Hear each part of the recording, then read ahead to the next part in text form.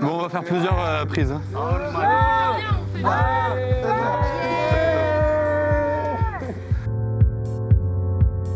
Depuis 2015 et l'intensification des contrôles aux frontières, les politiques migratoires mettent en danger les personnes exilées qui les traversent. À quelques kilomètres de Briançon, chaque année, des milliers de personnes sont contraintes de franchir la frontière franco-italienne en passant par des sentiers de haute montagne, souvent de nuit, dans des conditions qui mettent en péril leur santé physique et psychologique, voire même leur vie. Or, aucun hébergement d'urgence public n'existe pour accueillir ces personnes lorsqu'elles arrivent à Briançon.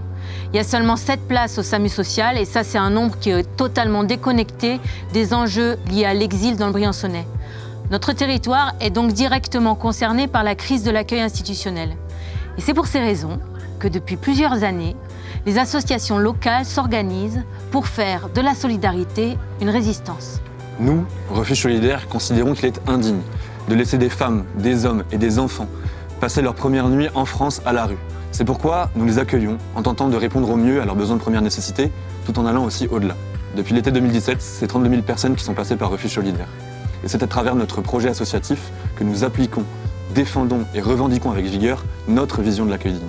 C'est ainsi que l'association a pu mener à bien cette mission durant 7 années, sans subvention de l'État, mais grâce à des fonds privés. Ces mêmes fonds sont aujourd'hui sérieusement menacés par les politiques institutionnelles restrictives et hostiles à l'égard des actions sociales. Du coup, certains des financeurs et fondations privées qui nous soutenaient habituellement ne peuvent plus le faire. Et d'autres sont contraints de réduire drastiquement l'aide qu'ils nous octroient. Pour toutes ces raisons, on est aujourd'hui grandement fragilisé. Et pour maintenir les missions de notre association, on a plus que jamais besoin de soutien extérieur, d'un point de vue matériel et humain, mais surtout financier. Parce qu'il faut à tout prix éviter ce que nous avons vécu à l'été 2023. À ce moment-là, Refuge Solidaire avait été obligé de fermer. Et l'absence de structure d'accueil dans le Briançonnais avait mis très sérieusement en danger les personnes exilées. Il y avait eu un très grand nombre d'OQTF, d'IRTF, de placements en CRA. Et des centaines de personnes exilées avaient été laissées pour compte dans les rues de Briançon. Il est hors de question que cette situation se reproduise. C'est pourquoi Refuge Solidaire continuera sa mission avec la même détermination.